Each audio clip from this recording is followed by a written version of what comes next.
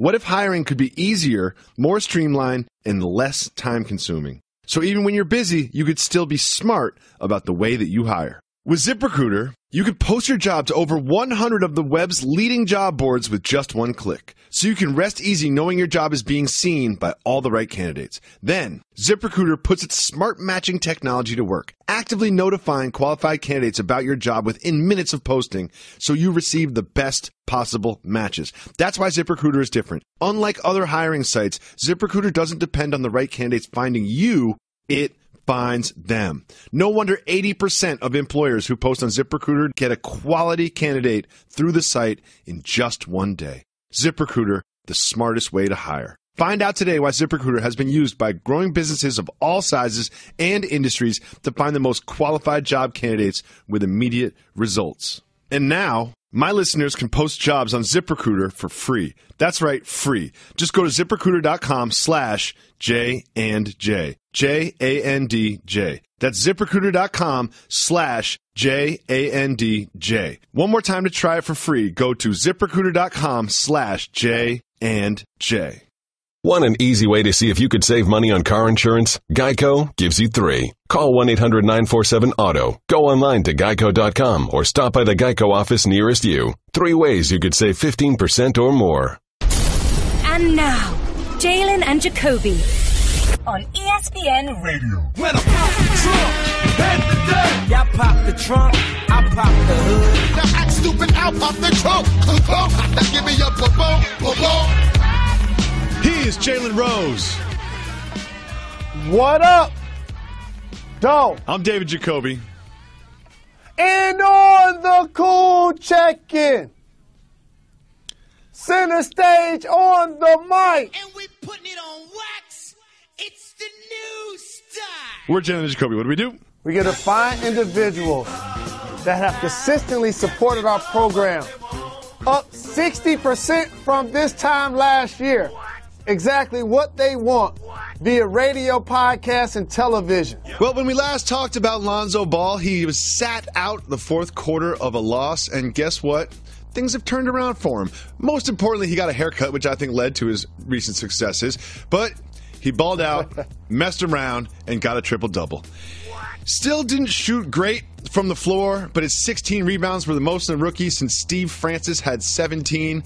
We know that was a long time ago, anyone who has seen Steve Francis recently. Jalen, are Lonzo Ball's shooting woes overshadowing what has been a pretty solid start for the rookie?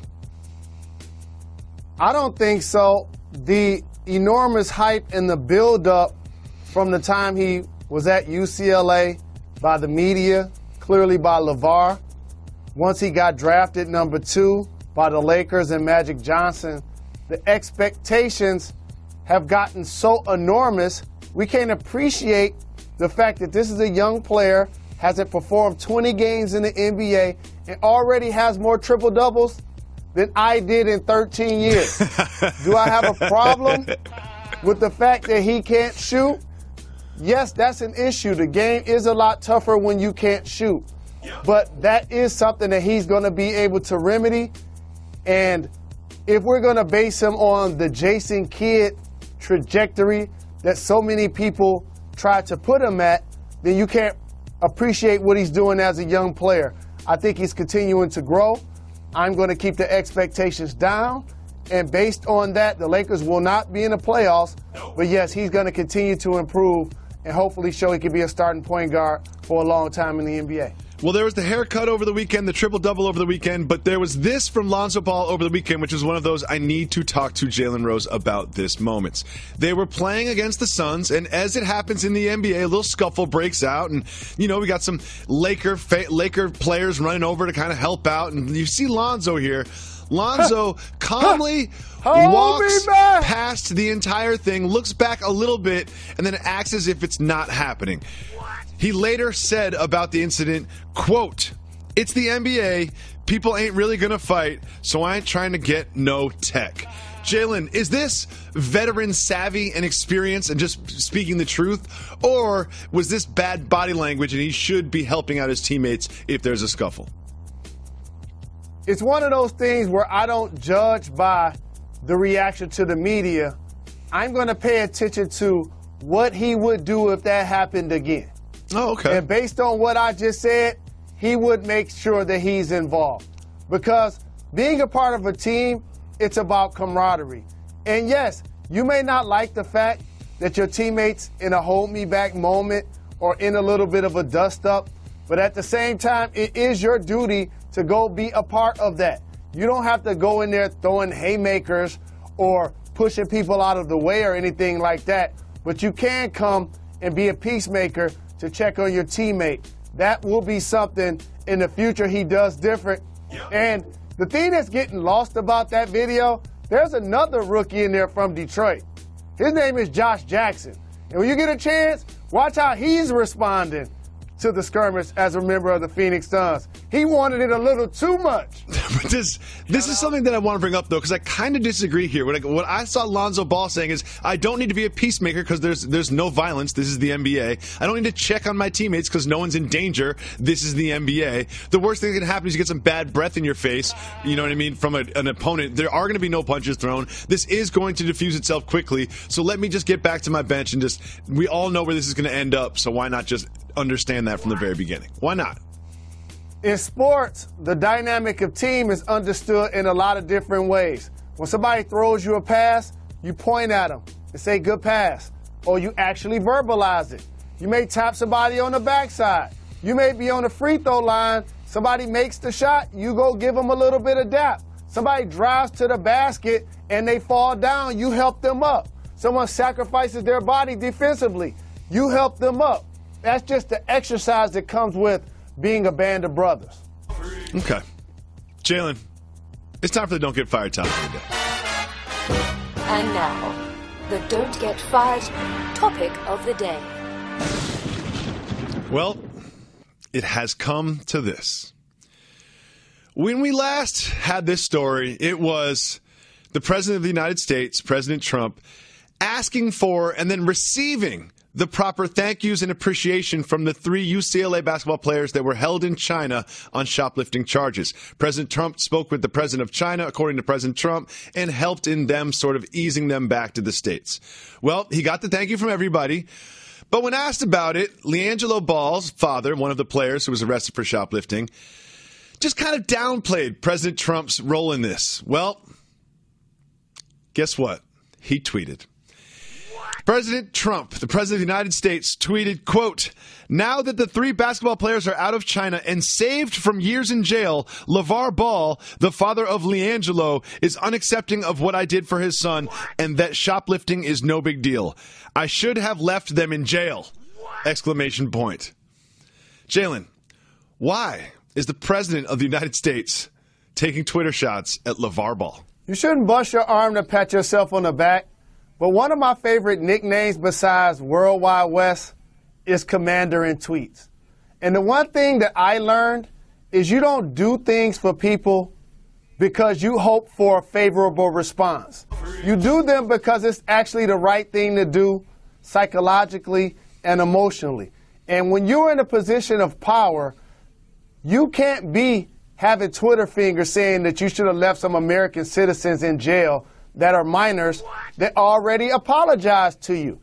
Now, on the other hand, Lavar, just to be factual, they were also never in jail.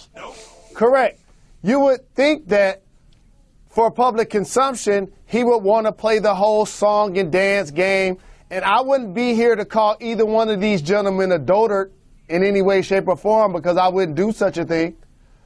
But what I will say is the level of respect and contrition that the president thought he was going to get, even though he didn't get it, it's not a reason to still keep it going back and forth between the two individuals.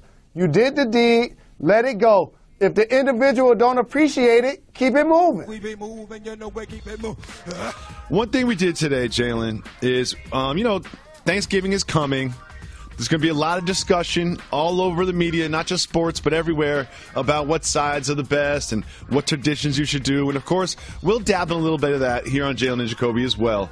But we try to keep it fresh. So what we try to do is have people pitch us sides that are non-traditional. Are you ready for this? Let's get it. Eurostep P says, I come from a Jamaican family. We put curry chicken in our Thanksgiving dinner. I support that. I would much rather have curry chicken than turkey. Turkey's always the worst thing on the plate. We don't need that. No doubt. We don't need that. Next thing we got. Oh, no. They're trying to get us fired here. Anthony Smith says buffalo mac and cheese. What is buffalo mac and cheese, Jalen Rose? Buffalo mac and cheese, I'm not sure. But I know it's cultural, no doubt. It's probably mac and cheese with like some buffalo wing sauce in there. That's what I'm going to go with, I guess. I know it's cultural for sure. Next, we have this from Javier. Broccoli pie. Are you listening? Broccoli pie, I'm not rolling. You don't even know what's in it. Broccoli, melted Velveeta cheese. Hit the brakes, hit the brakes. Hit the brakes. I do know what's in broccoli pie. How? Broccoli. Melted Velveeta cheese, that sounds good. Ritz crackers and butter, casserole style. Butter should never be like a main ingredient in a dish. You know what I mean? Like butter can be in there, but it shouldn't be listed. It says it's an in-laws tradition, and it's not that bad. Okay. Hey girl, have you done something new with your scales? Using new moisturizer? Nice. It really brings out the hazel in your eyes. Oh, hold on. Are you using whitening strips too? Your fangs look good, girl. Really good. A really charming snake charmer? Surprising. What's not surprising? How much you could save by switching to Geico. Wait, what? Have you been doing Pilates too? Geico. 15 minutes could save you 15% or more. Jalen, the Boston Celtics just keep winning. They win. Going into this evening, they have a 15-game win streak that has been fueled by their defense. The Celtics are giving up a ridiculous 97.7 points per 100 possessions, the only team under 100 points per 100 possessions, far and away the best in the league. However, on the flip side of that, they are 18th in scoring per 100 possessions. Jalen, for them to be serious championship contenders, do they need to score more on offense? I never thought that this was the year for them to be championship contenders or to advance and win the Eastern Conference. However, this level of defense can be maintained and allow them to achieve something this year that they also achieved last year. That's to be the number one seed in the Eastern Conference and have one of the top overall records in the NBA based on that level of defense, tenacity, the ability to get stops at certain points of the game with multiple players on the floor has made this basketball team special, especially without Gordon Hayward being in the lineup. So, Jalen, this is something that you're really good at. You're really good at breaking down the minds of media members like myself. And my question for you is, in my circles, when I talk with friends or colleagues or whatever, I find that I'm not alone in one of those people that still doubts the Boston Celtics. They've beaten the Warriors. They've won 15 games in a row, probably 16 by the time you're seeing this. Jalen, why do people like me still doubt the Boston Celtics? You must ain't talked to the Podfather recently. Well, Jalen, the Podfather isn't exactly unbiased when it comes to the Celtics.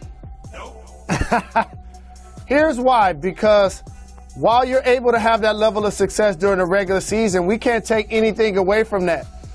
But we all know there's a different level when you're playing 7-game series. And so once the Cleveland Cavaliers get Isaiah Thomas back and Tristan Thompson back, Derrick Rose is able to play and compete on a consistent basis. I think they have what it takes to win the Eastern Conference. But I'm not going to take away from what the Celtics are doing right now. I'm still going to enjoy the journey. I'm going to appreciate the teams that show up on a nightly basis, like you just said, and take care of business versus the other elite teams in the league and look really well doing it with Kyrie Irving at the point, Al Horford at the center, the emergence of Jaylen Brown on both ends of the floor, Jason Tatum competing defensively but really getting it done on the offensive end, putting Marcus Smart in the game, getting timely starts, Rozier giving them quality minutes, Marcus Morris as a stretch four. They have a terrific team, and I'm going to enjoy it. They do have a terrific team, and when asked about whether or not he was the face of that terrific team, Kyrie Irving said this, quote, "I wouldn't call it being the face. Boston Celtics is the Boston Celtics. I'm one of the leaders here. I live presently, so every day is another day to experience things as a group. I just try to bring that wisdom and knowledge to the table." Jalen, is Kyrie Irving the face of the Celtics? The actual face of the Boston Celtics is Brad Stevens. Good point. But because before Kyrie got there, this level of success, they already had it. This is what enticed him to want to go run with that squad. And me and you have talked about this. If you gave Danny Ainge some sodium pentothal, that's truth serum, thank you, Doug Collins, and made him choose between Brad and Kyrie, who did Jacoby say that he would pick? Taking Brad 100 times out of 100.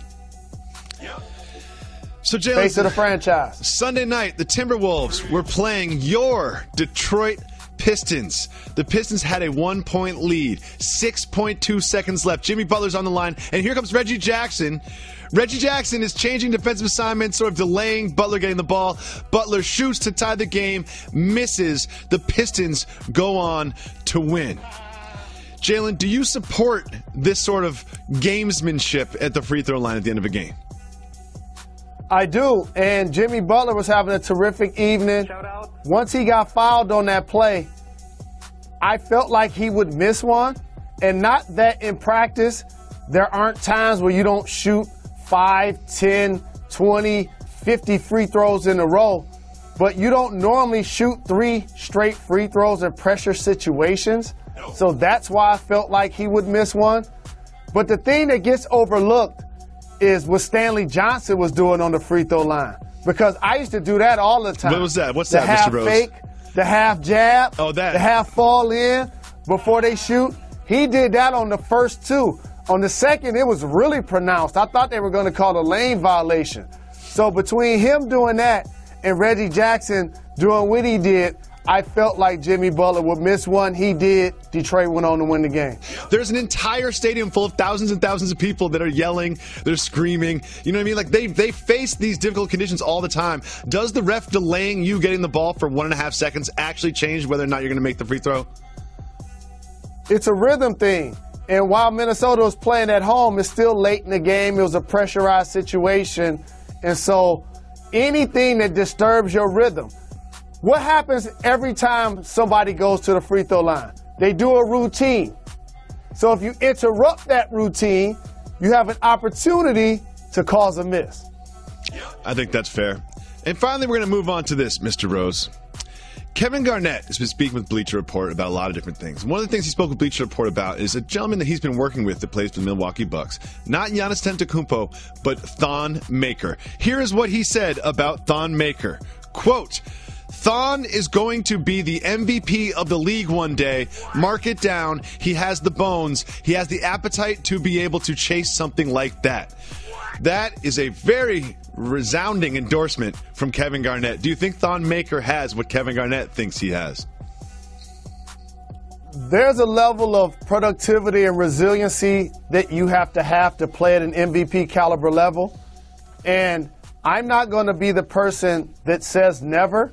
I'm looking forward to see this maturation and this growth to allow him to become a consistent starter, an all-star level player, an all-NBA caliber player. Because on its surface, he has the tools, needs to improve his jump shot, needs to improve his consistency. And I see KG looks himself in the mirror and be like, man, he's built like me. Maybe he can achieve what I achieve. But Big Ticket, you was 20-10-5 when you got your MVP. Yeah. And you won a chip in Boston. And your intensity and your motor was terrific. And you're doing a great job on Area 21. But with that being said, I'm not going to heap that level of expectation on him just yet. Realistic goals. Like, let's just average 5 points a game before we start looking at the MVP trophy. Let's just one thing at a time, you know?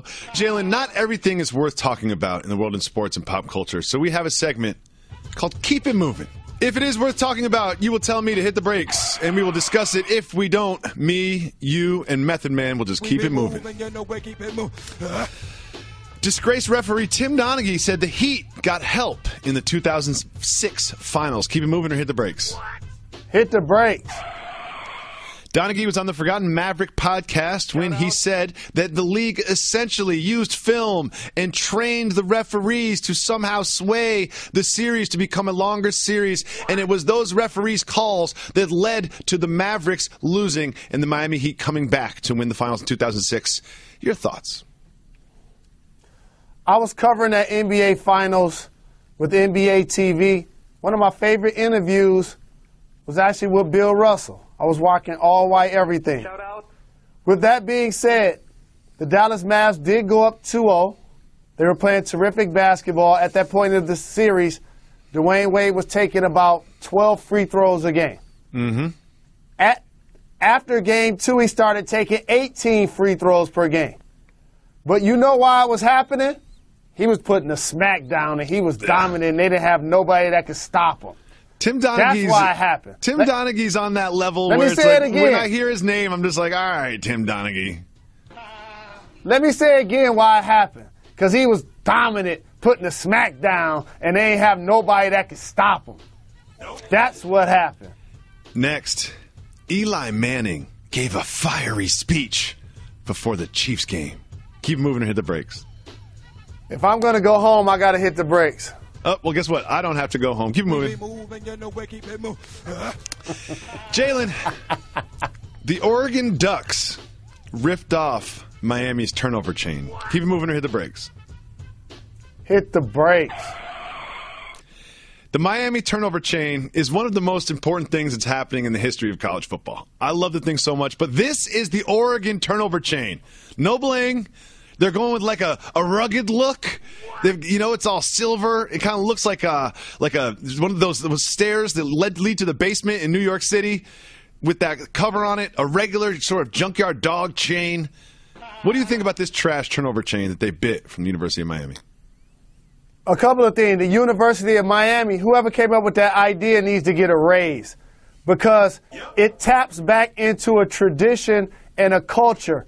I haven't seen so many white people excited to see black guys wear a chain since Mr. T. Now, for Oregon, come on, you can't knock it off. You know I hate Mr. Me Too's. Yep, it's exactly what they did. And the thing is, it's not what you do, it's how you do it. It's like, if you are going to knock it off and do your turnover chain, put your own spin on it. Don't just make the exact same thing, but a little different. Have it be a turnover hat. Have it be a robe. Have it be something else. We will never copy here on Jalen Jacoby. I'm going to have to Google that picture with me and my Miami crew neck on. Shout out. Jalen, we give the people what they want here.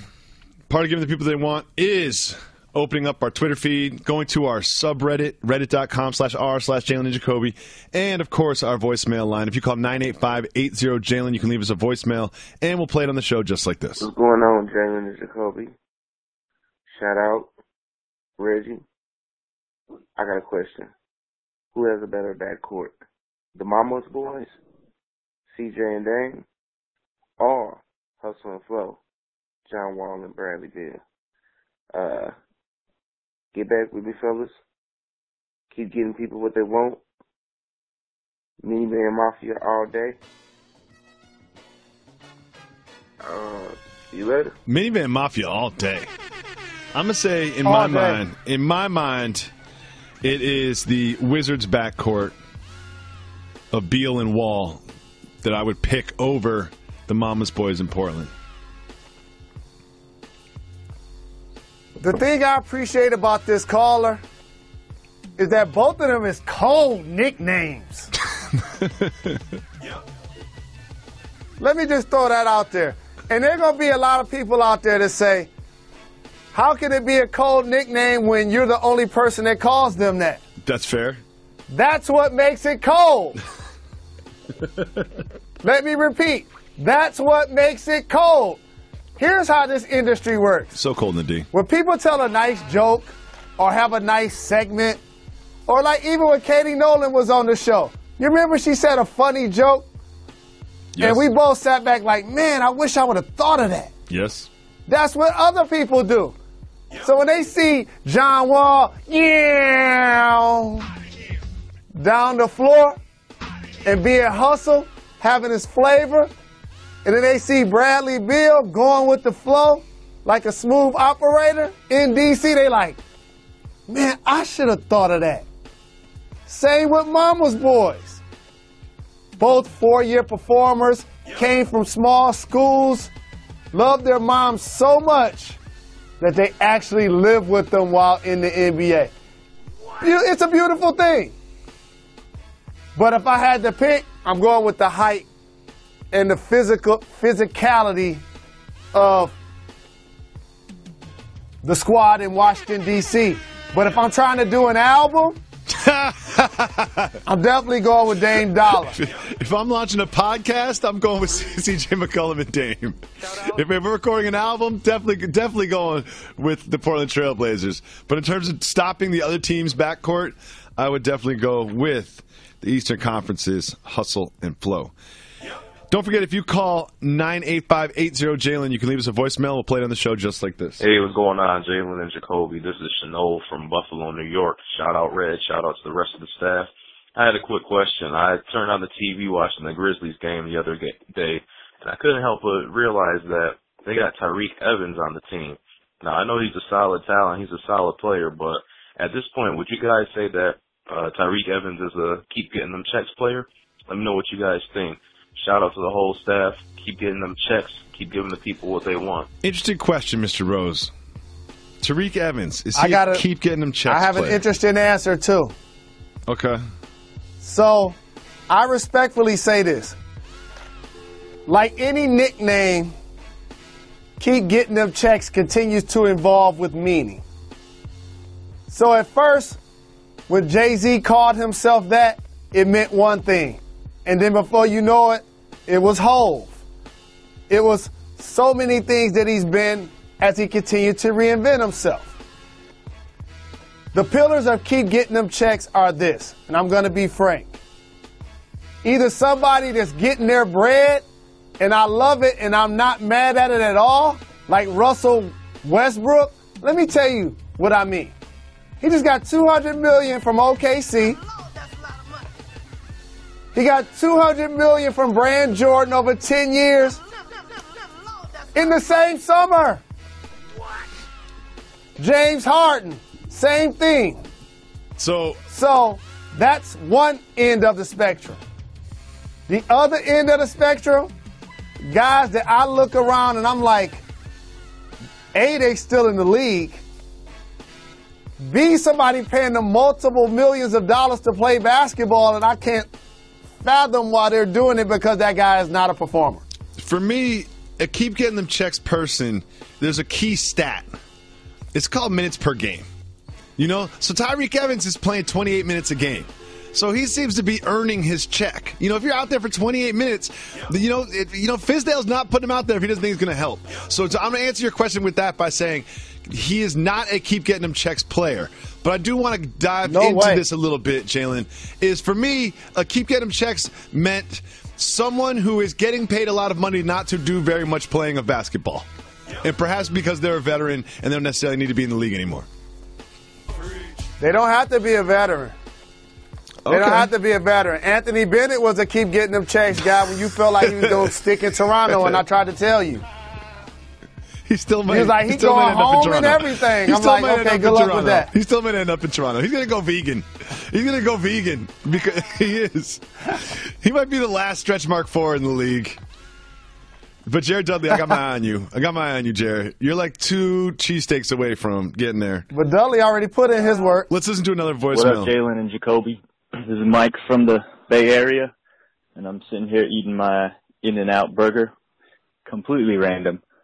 But is it a soft move or boss move to talk to your friends, your boys, or another dude on the phone just to chat for like an hour? All right. Appreciate it. Shout out, Reg. Thank you for the call. Appreciate the love. Can I attack this first? Please. You can tell I wanted to. You can tell I wanted to, but please, go ahead, Mr. Rose. Can I get on my Greg Louganis, please? Dive right in. All right, cool. Took me a second to get there. Here's the thing that men have to understand. It's okay to be normal and express your emotions. What ends up happening to guys, we walk around with our face balled up and trying our to be fists cool, so tight and wound up. Trying to be hard. And we're never allowed to express or articulate ourselves what's maybe making us extremely happy or what's deep, dark down inside of our soul that's making us upset or feel pain. Here's a number one lesson that I've never said on wax that this is finally giving me a chance to say. This is one of my isms that I've never said on wax. If you have true friends and you have true family, you have true friends and true family or true confidants, you can't get real advice if you don't tell the truth. Mm-hmm. You know what ends up happening? People tell you part of the story. I'm sick, I'm tired, I'm lonely, this ain't going well, the job ain't going well, the relationship ain't going well, what should I do about my mate? But you ain't telling them what you doing all the way through or what's happening against you all the way through. So based on that, you're telling part of the story and you only get part of the advice, so therefore the situation never gets rectified. So it's not at all a soft move to talk to your people an hour on the telephone. Couple things. Mike from the Bay, I appreciate the shout. Shout out. And the call, always. If it's not cool to talk to your friends on the phone, then I'm not going to be cool. You know what I mean? Like if we're at a point in society where it's not cool, where I'm not hard because I talk to my friends on the phone, like what am I supposed to do? If I talk to my friends on the phone all the time. However, I do it mainly just to waste time. Not that I really care about what's going on in their lives. It just means I'm stuck in traffic. You know, if I'm calling you and you're on my phone and we haven't spoken for a while, I'm definitely stuck in traffic. Or I'm definitely walking the twins on a long walk with the babies. That's how it is. But I check in on my friends all the time. And I think everything's changed a little bit from phone calls to texts. I think people use text to catch up a little bit more than they used to. But one thing I'm still not there with yet is FaceTime. Like, I don't FaceTime with my friends for no particular reason. That's not something I do very much. It takes a lot of battery power. You know what I mean? It feels like I can't just just half pay attention. I feel like I have to be all the way locked in. Like, FaceTiming is not something I have fully embraced quite yet for casual conversations. If I'm away from my family, of course, that's FaceTime. I want to see their faces, just, have them see my face. But outside of that, I don't FaceTime for no reason. I'm rolling with you. And everyone, please tweet at Jalen and Jacoby and let us know if there are any lines as it relates to who you should be FaceTiming. Because I'm locking step with my brother David right here. Not because it takes too much battery power. That's a lie. Oh, no, it does. Yeah, I got battery issues, man. I'm down right now. It's I'm awake for 4 hours. I'm down to 60%. This happens to me every time I get a phone. There was a time where I purposely kept a BlackBerry when I saw the iPhone wave happening, because when I initially had an iPhone, anybody who had my number felt like they were going to FaceTime me. And so I'm like, all right, I know how I'm going to remedy this. I'm not going to even have an iPhone. And then I got the Samsung. You know this period, Jacoby. I do. And then I'm like, all right, I'm going to bow down since my kids live in a different state, and I'm going to FaceTime with them. Yes. I FaceTime with my kids, obviously. I FaceTime with my mom and grandmother. I FaceTime with Molly. Shout out. And that's it. I'm going to say family. I love my brothers. Family and romantic relationships. I love my sister. I'm not against it. But we have never FaceTimed. I know. I'm not against it. I know what you look like. You're not that much to look at. On holidays.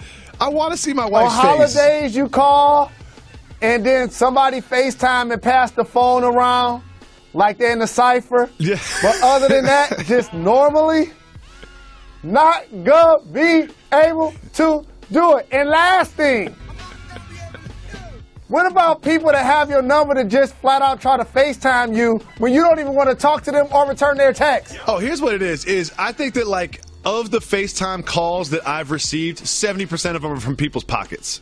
You know what I mean? Like, if I ever see, like, it's Jalen's name and FaceTime, I know that you're not really trying to FaceTime me. You just put the phone in your gym bag, and it was knocked around a little bit, and I happen to be in your recents. That's how it always goes, especially if it's like a dude you haven't talked to in, like, a couple years. All of a sudden, you see the FaceTime pop up. You're like, he's not trying to do that.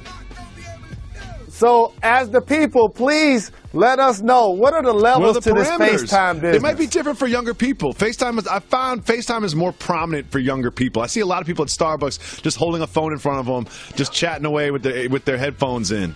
I see a lot of that. I think young people are FaceTiming more than us. I think we might be washed and old. Reggie, I didn't need that. Thank you so much for listening to Jalen and Jacoby. Don't forget, it's a holiday week, but we're always going to give you a dope pod to step to. We'll be back tomorrow on Tuesday with a new pod. We'll have a pod on Wednesday. Thursday, we'll be tryptophaned out. Friday, tryptophan hangover. And then we'll be back next Monday. Jalen and Jacoby always leaving you with a dope pod to step to.